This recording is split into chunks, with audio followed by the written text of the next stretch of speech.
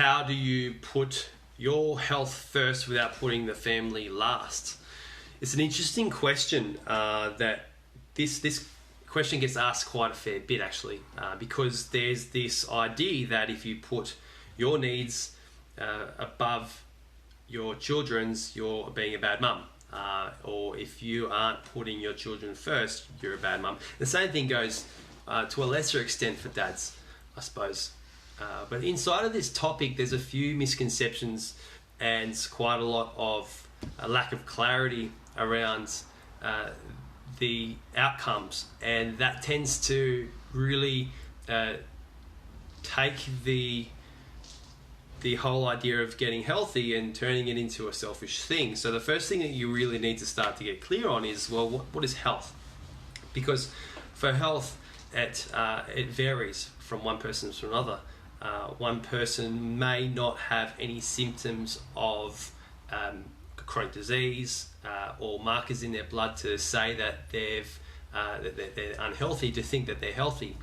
But they could be lacking in energy, they could be having no or low libido, they could not necessarily be happy in their body shape, but however they will see themselves as being healthy. Another example is someone who exercises regularly, eats healthy, doesn't have the body to show for it, but they will tell themselves that they're healthy because they're doing all of the right things. So the definition of health really needs to come back to, what is your definition of health? For me and for us, our standard of health is obviously higher than a lot of other people. Our definition and standard of health is waking up in the mornings feeling like we've rested and refreshed, right? So that we can get up in the morning and we can be clear with our thoughts. We can do things that we need to do to get out the door in as least of a stressful way as possible, right? You're never going to eliminate stress completely, but that's our standard. We don't want to be pressing the snooze button multiple times, getting up at 7:30, which we have done in the past. Okay, there's definitely been times in the past where we've not been as healthy as we are right now, especially running a business. The last business that I spoke of in the last talk, the PT studio, kind of took us to a place where I was even going out training people at 5 a.m. in the morning, coming home at 6 or 6:30 and then hopping back into bed for half an hour. And I look back on that and I think that's not healthy, right?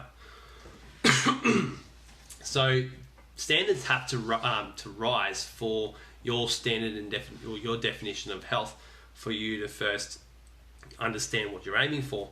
And then the second thing there is, well, you need to ask yourself, are your standards of your own health the same as the standards of health that you want for your children?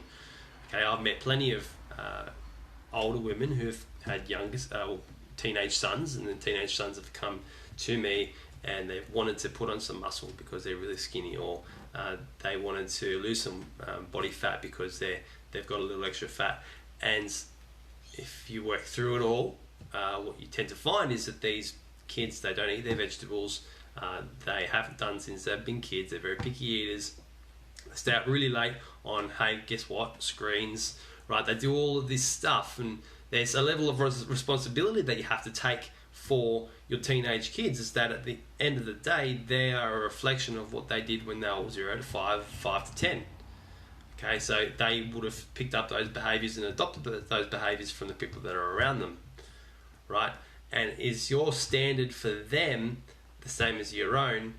Is your standard for them, and are you showing that standard and displaying that standard to them as though you're role modelling it? Because the thing is actions speak louder than words. You can sit there as a parent and say, I've got a fussy kid, they just don't eat their vegetables, but you've got to at some point look at yourself and think, okay, do I eat my vegetables? And do I eat them consistently and regularly, right? Am I active? Am I on my screen all the time in any spare moment, or am I actually outside being active with my kids, right? You can tell your kids all you like to get off the TV, get off the screen, but unless you action it and you show it, then they're not going to actually follow it. Okay, so to put your health first without putting the family last is quite simple. You just have you all have the same standard, and you all operate by the same standards and systems in place, right? So if you are wanting your kids to eat their vegetables, you need to eat your vegetables. If you want your kids to be active, more active, and play outside in the backyard, well, you actually need to go outside and go and play in the backyard with them, or in the front yard, or wherever it's possible, right? So it really does come down to that. And at the end of the day, if you're in a position where you don't have health, or your standard of health is low and you want that standard to rise, then you need to start acting as though you're that person already with that higher standard of health. You can't accept what you've already got if you want to transform. You have to change. You have to change, and you have to display that change for long enough for the people around you to be like, okay, she's not just, on a fad again, or she's not just trying to quick fix her way out of a situation that she's got herself in over the last decade. Because people are subconsciously aware. If you do something different to what you've always done, they're going to question you, and they're not going to really believe you until you actually produce a result out of it. Okay, so I hope that really drove the message into you that to put your health first isn't putting your family last if you collectively have the same standards by which you operate. If you've got kid food in the freezer or the fridge, or you use your kids as rubbish bins to get rid of food that you don't want to chuck away, there's going to be that disconnect.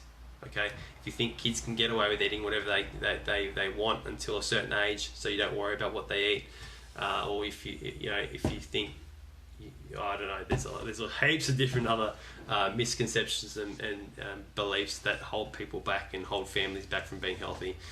At the end of the day, as a mum, it doesn't matter if you lose fat or not. At the end of the day, ultimately, it doesn't matter if you lose your mum tum. At the end of the day, what matters is that you're a good mum, and that you're a good parent. Okay, and this is coming from someone who listens to what their fiance tells them when she's stressed out in the night and she's questioning herself being a good mum or not.